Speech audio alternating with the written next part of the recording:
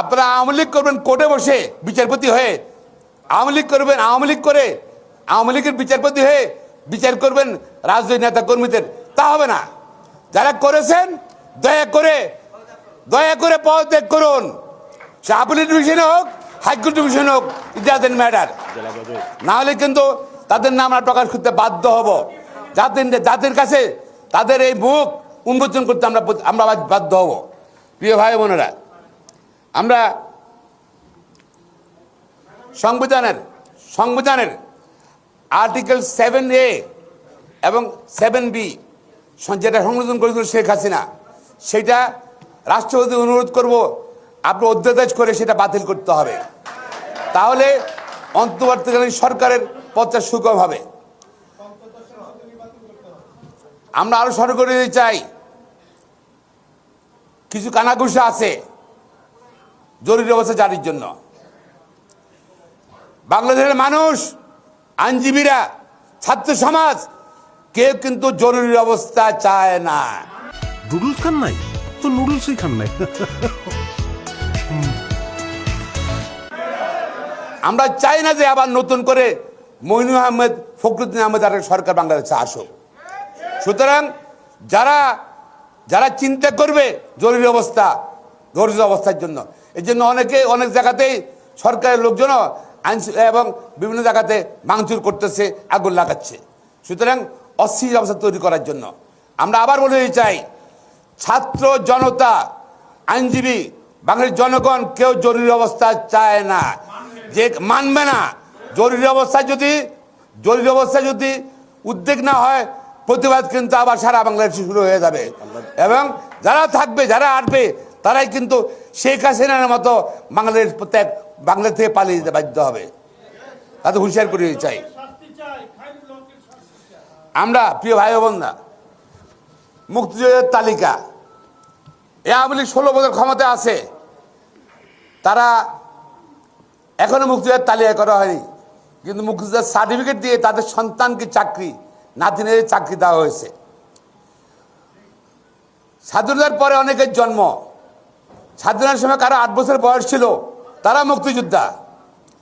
শামসুদ্দিন মানিক, বিচারপতি শামসুদ্দিন মানিক লন্ডনে ছিল, সে মুক্তিযোদ্ধা। বিচারপতি শামসুদ্দিন মানিকের মতন যারা ভুয়া মুক্তিযোদ্ধা, অনতি বিলম্বে তাদের এবং যারা জন্ম হয়েছে, বাবার জন্ম হয়েছে স্বাধীনতার পরে, তারা নিজে মুক্তিযুদ্ধ হয়ে গেছে। এদের সনদ বাতিল করতে হবে এবং তাদের বিচারের আওতায় নিতে হবে। পাশাপাশি যারা ভুয়া মুক্তিযুদ্ধের সার্টিফিকেট দিয়ে চাকরি করছে, তাদের বিরুদ্ধে আইনগত ব্যবস্থা নিতে হবে। ভুয়া মুক্তিযুদ্ধকে তারা অসম্মান করার জন্য, কলঙ্কিত করার জন্য তাদের বিরুদ্ধে শাস্তির ব্যবস্থা গ্রহণ করতে হবে।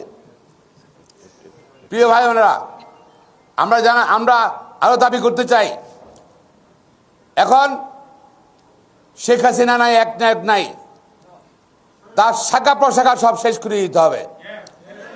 সুপ্রিম কোর্টে অ্যাটর্নি অফিসের কর্মকর্তা সকলকে পরিবর্তন করতে হবে অনতিবিলম্বে। এবং জেলা পর্যায়ে প্রসিকিউশন যারা পিপি যারা আছে, জিপি সহ এপিপি যারা আছে, তাদেরকে অনতিবিলম্বে বাতিল করতে হবে আগামী 2 সপ্তাহের মধ্যে। এক সপ্তাহে বাতিল করতে হবে।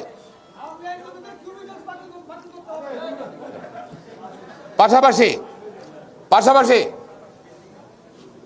এরা বেগম খালেদাকে, তারেক রহমানকে যারা সাজা দিয়েছে, ওদের প্রমোশন দিয়েছে, হাইকোর্ট ডিভিশন নিয়েছে, আপিল ডিভিশনে নিয়েছে। অনতি বিলম্বে বেগম খালেদা এবং তারেক রহমানের সাজা নির্বিবাদে সে বাতিল করতে হবে। পাশাপাশি যারা এই রাজনৈতিক বিচার করেছে, তাদেরও শাস্তির ব্যবস্থা গ্রহণ করতে হবে। প্রিয় ভাই বোনেরা, ঠিক আছে, আমরা বলতে চাই, বাংলাদেশের জনগণের সঙ্গে ভারতের জনগণের সম্পর্ক রাখতে চাই। আমরা এই খুনি সরকার যে হাজার হাজার লোককে হত্যা করেছে, এই সরকার নাকি আগরতলা চলে গিয়েছে পালিয়ে, ভারতে আছে। আমরা ভারতের জনগণকে আহ্বান জানাতে চাই, সরকারকে আহ্বান জানাতে চাই, তাকে গ্রেপ্তার করুন এবং আমাদের সঙ্গে ভারতের বন্দি বিনিময় চুক্তি আছে, অনতিবিলম্বে শেখ হাসিনাকে এবং তার বোনকে বাংলাদেশে প্রেরণ করুন এবং তাদেরকে বিচারের আওতায় আনতে হবে।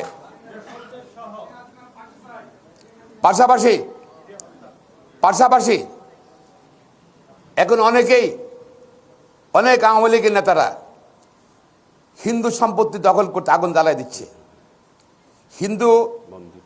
হিন্দুদের পূজা পার্বণ মন্দিরে হামলা করছে। প্রিয় ভাই বোনেরা, শুধু বাংলাদেশের জনগণ নয়, বাংলাদেশে যারা সংখ্যালঘু বিশেষ করে হিন্দু সমাজ, তারা কিন্তু এই সরকারের অধীনে কিন্তু নির্যাতিত হয়েছে। বাংলাদেশের 90% সম্পদ এই আওয়ামী লীগের পান্ডারা গুন্ডার দখল করেছে। এবং এই ছাত্র আন্দোলনে আমরা দেখেছি অনেক হিন্দু ভাই বোন কিন্তু এদের সঙ্গে শরিক হয়েছে। তো আমরা অনুরোধ করব, আওয়ামী লীগ, ছাত্রলীগ, যুবলীগের বিভিন্ন জায়গাতে গ্রামে গ্রামে এইসব তৎপরতা চালাবে পন্থী ধ্বংস করার জন্য। আমাদের ছাত্রদেরকে অনুরোধ করব, আমাদের দেশবাসীকে অনুরোধ করব, যার জায়গায় নিজ নিজ এলাকায় মন্দিরকে পাহারা দেবেন। আপনারা মন্দিরকে পাহারা দেবেন, হিন্দু বাড়িগুলো পাহারা দেবেন।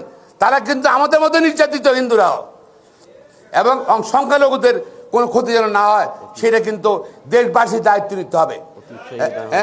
এবং অতি উৎসাহী এবং যারা আওয়ামী লীগের, তারা কিন্তু এই স্যাবোটেজ করবে পার্শ্ববর্তী রাষ্ট্রকে খেপানোর জন্য। সুতরাং এটা আমাদের দায়িত্ব নিতে হবে, সংখ্যালঘুদের যেন ক্ষতি না হয় এবং সংখ্যালঘুদের বাড়িঘর, মন্দির এবং তারা যারা যেটা গির্জা, ওগুলা কিন্তু ছাত্র সমাজ বিভিন্ন এলাকায় এবং আইনজীবী ভাই বোনরা সবাই জনগণকে অনুরোধ করেছি তারা যেন এটা পাহারা দেয়। এবং যারা, আমি এর মধ্যে খবর পেয়েছি, আমার চাঁদখিলে দুজন ছাত্রলীগের নেতা আসছিল হিন্দু বাড়িতে আক্রমণ করতে, তাদেরকে বেঁধে রেখে দিয়েছে। বেঁধে রেখে দিয়েছে। বিভিন্ন জায়গাতে কিন্তু এই তৎপর তারা চালাবে, কিন্তু এটাকে আমরা থামাতে হবে, এটা রক্ষা করতে হবে। গান্ধী আশ্রম আছে আমার নির্বাচনী এলাকায়, সেখানে আমরা চেষ্টা করছি যে ইনশাল্লাহ পাহারা দিয়ে রাখছি, জনগণকে পাহারা দেওয়ার জন্য অনুরোধ করছি।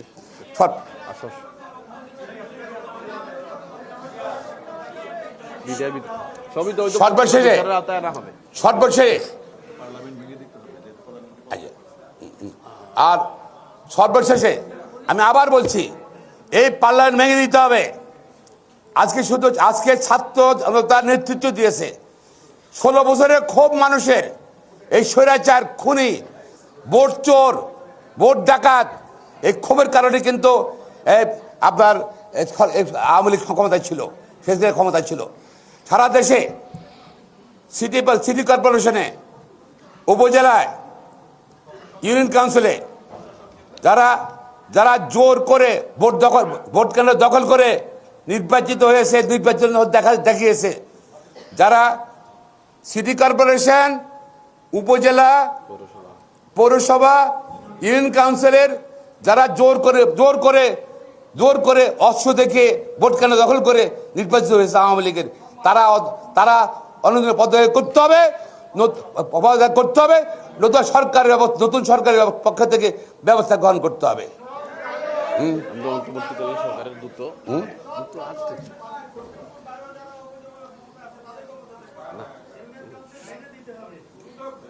সারা বাংলাদেশ যে যেখানে আছে জোর করে বসে আছে ভোট ছাড়া, তারা সবাই চলে যেতে হবে, তাদের জায়গা বাংলাদেশে নাই। আর সুপ্রিম কোর্ট এটা আমাদের জাতীয় সম্পদ, আমরা এখানে প্র্যাকটিস করি, এটা রাষ্ট্রের একটা অঙ্গ, বিচার বিভাগ। আমরা চাই শক্তিশালী বিচার ব্যবস্থা চাই, আমরা চাই লেজুর ভিত্তিক বিচার ব্যবস্থা চাই না। বিচারক নিয়োগের নীতিমালা করে দিতে হবে, আইন করে দিতে হবে অনতিবিলম্বে। এবং নির্বাচন কমিশনার যারা আছে তাদেরকে দুর্নীতির জন্য এবং অবৈধ নির্বাচন অনুসরণ করার জন্য তাদের বিরুদ্ধে আইনগত ব্যবস্থা করতে হবে, তাদের পদত্যাগ করতে হবে। দুদকে যারা আছে শুধু আওয়ামী লীগের পক্ষে রাজনৈতিক মামলা তার পরিচালনা করছেন, তারা পদত্যাগ করতে হবে, তাদের বিচারে আনতে হবে। হ্যাঁ, এবং বাংলাদেশে নাকি একটা কি মানবাধিকার কমিশন আছে, সেটা কোনো নিশ্চিপ, এটা কোনো শক্তি নাই, কথা নাই, প্রাণ নাই। সবাইকে পদত্যাগ করতে হবে মানবাধিকার কমিশনের। এবং তারা যে অপরাধ করেছে যে মানবাধিকার কমিশনের কোনো সংখ্যা দেয়নি, কোনো ঠিক করতে হবে। আর কত জনগণ হত্যা হয়েছে অনীতি বিলম্বে, সেই সংখ্যা নিরূপণ করতে হবে। এবং